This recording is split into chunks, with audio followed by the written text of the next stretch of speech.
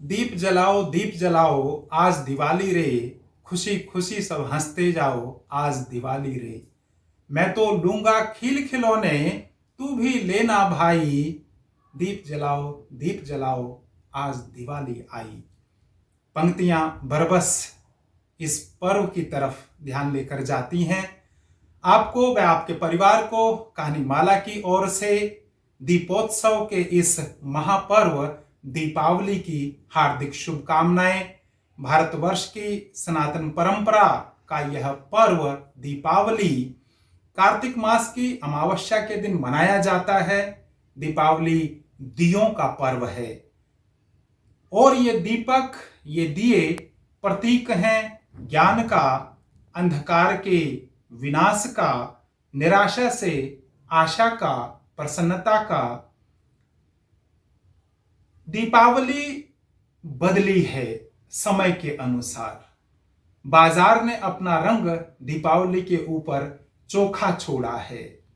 भारतवर्ष की सनातन वैदिक जीवन पद्धति का संदेश है तमसो मा ज्योतिर्गमय, अर्थात अंधकार से प्रकाश की ओर बढ़ो। दीपावली कहीं ना कहीं हमें ये संदेश देती है कि आइए प्रकाश की ओर बढ़ें। ध्यान रहे, दीपावली केवल माता लक्ष्मी के पूजन का ही पर्व नहीं है।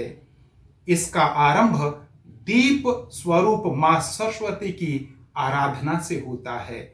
इसका आरंभ दुख हरता और सुख करता गणेश जी की वंदना से होता है। यह विराट सामंजस्य का पर्व है। दीपावली लोक का उत्सव है। लोक में दीपावली मनती है तो लोक में चहुं ओर प्रसन्नता छा जाती है।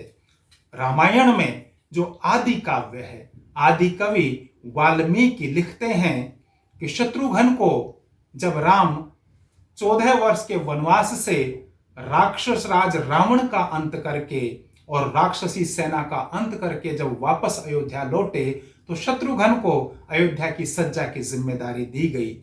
शत्रुघ्न ने यह आदेश दिया कि कल सूर्य उदय तक लोग नगर के सब मकानों को सुनहरी पुष्पमालाओं से, घनीभूत फूलों के मोटे गजरों से, सूत के बंधन से रहित कमल आदि के पुष्पों तथा पचरंगे अलंकारों से सजा दें। गोस्वामी तुलसीदास ने भी रामचरितमानस में उत्तरकांड में यह लिखा है कि अवधपुरी प्रभु आवत जानी, भई सकल शोभा के खानी। अर्थात जब प्रभु 14 वर्ष का वनवास समाप्त करके वापस लौटे तो अवधपुरी समस्त शोभा की खान बन गई। स्त्रियां मंगल गीत गा रही हैं। माताएं सोने के थाल सजाकर आरती के लिए तैयार हैं। चहुं ओर फूलों की वर्षा हो रही है। कंचन कलश विचित्र संवारे, सब ही धरे सजी निज निज द्वारे। अर्थात सोने के कलशों को विचित्र रीति से अलंकृत कर और सजाकर सब लोगों ने अपने अपने दरवाजे पर रख लिया है। सब लोगों ने मंगल के लिए बंधनवार ध्वजा और पताकाएं लगाई हैं। चौक पूरे गए हैं। आज भी लोक में जब दीपावली आती है तो चहुं ओर ऐसे ही बंधनवार लगाए जाते हैं, चौक पूरे जाते हैं और दीपों से घरों को सजाया जाता है। दीपावली का यह पर्व 5 दिन तक चलता है और उसकी श्रृंखला में सबसे पहला दिन आता है धनवंतरी त्रयोदशी, जिसे धनतेरस के नाम से भी जाना जाता है। यह मूलतः आरोग्यता का पर्व है। इस दिन धन के देवता कुबेर की प्रसन्नता के लिए विशेष पूजा की जाती है। आरोग्यता हेतु घरों में साफ सफाई की जाती है और भगवान धनवंतरी की भी पूजा अर्चना की जाती है। किंतु बाजार के प्रभाव ने इसे केवल स्वर्ण आभूषण खरीदने तक, वस्त्र और नए नए बर्तन खरीदने तक ही सीमित कर दिया है। दूसरा दिन नरक चतुर्दशी के नाम से जाना जाता है, यानी यह नरकासुर नामक राक्षस के वध से जुड़ता है। यह दिन यमराज को तर्पण किया जाता है इस दिन, और नारायण पूजन का भी यह नरक चतुर्दशी दिन होता है। और ऐसा माना जाता है कि हनुमान जी का प्राकट्य भी इसी दिन हुआ था। और अब तीसरे दिन आता है मुख्य पर्व, जिसको दीपावली के नाम से जाना जाता है। इसे दीपोत्सव भी कहते हैं। माता लक्ष्मी का पूजन किया जाता है। सुख रात्रि भी इसको कहते हैं, क्योंकि इस रात्रि समस्त लोग अपने दुख, दर्द, निराशा, हताशा को भूलकर इस सुख में, इस उमंग में आता है। ऋतु परिवर्तन होता है इस दिन। ये ऋतु परिवर्तन का भी सूचक है, क्योंकि शरद ऋतु अब शुरू हो जाती है। माँ, बहन, बेटी, पत्नी, इस रूप में घर की नारी शक्ति का भी वंदन किया जाता है। लोक में भगवान श्री राम 14 वर्ष का वनवास बिताकर वापस अयोध्या आए थे, इसलिए भी दीपावली का पर्व मनाया जाता है।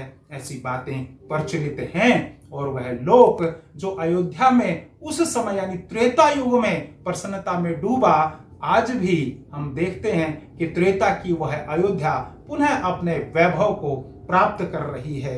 उपहार लेना देना लोक में खूब चलता है, लेकिन आजकल पुनः बाजार हावी है। चौथा दिन जो विशेष इस श्रृंखला में महत्वपूर्ण है, वह है अन्नकूट, जिसे गोवर्धन पर्व भी कहा जाता है। गोवर्धन पूजा का भी पर्व है। इसे बलि प्रतिपदा का भी पर्व कहा जाता है। और यह माना जाता है कि इस मौसम में भी नया अन्न घर में आता है, इसलिए अन्नकूट बनता है। पशु रूप में गाय, बैल, भैंस, बकरी सबकी पूजा की जाती है, सबकी देखभाल की जाती है।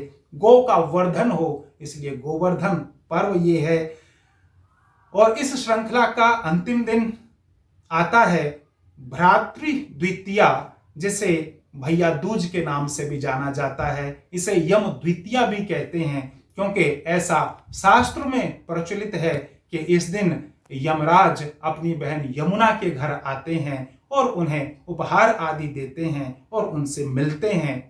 लोक में यह पर्व भाई बहन के पवित्र बंधन को और मजबूत करता है और शाश्वत करता है। और ऐसा भी कहा जाता है कि इस दिन भाई बहन के घर जाए, उसे वस्त्राभूषण दे, उसे भोजन दे, और यदि वह सब भी न हो तो आदर सम्मान पूर्वक उसका सत्कार करे।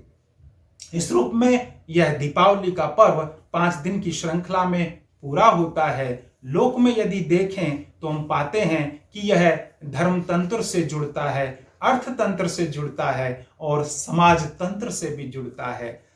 अभी पीछे मैं एक बहुत महत्वपूर्ण कार्यक्रम देख रहा था, जिसमें राजस्थान विश्वविद्यालय के दर्शन शास्त्र विभाग के आचार्य कौशलेंद्र शास्त्री जी ने इस विषय को बहुत अच्छे से व्याख्यायित किया। और उन्होंने कहा कि यह पर्व धर्म तंत्र और अर्थतंत्र से जुड़ता है। मैं इसमें एक बात और जोड़ता हूं कि यह पर्व समाज तंत्र से जोड़ता है, समाज को एकजुटता, एकता और भाईचारे का संदेश देता है।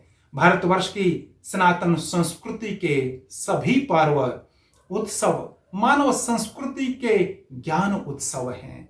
जाति, क्षेत्र, प्रदेश, संप्रदाय, लिंग अथवा आयु के भेद से परे वे प्रत्येक जीव के लिए उसके कल्याण की कामना करते हैं। धनतेरस, दीपावली, गोवर्धन पूजा, भैया दूज और फिर सूर्य उपासना का पर्व छठ पर्व, हम सभी को ये पर्व जोड़ते हैं श्रेष्ठ जीवन मूल्यों से, श्रेष्ठ जीवन पद्धति से, और ये संदेश देते हैं सर्वे भवन्तु सुखिनः, सर्वे सन्तु निरामया, सर्वे भद्राणि पश्यन्तु, माँ कश्चित् दुख भाग भवेत्।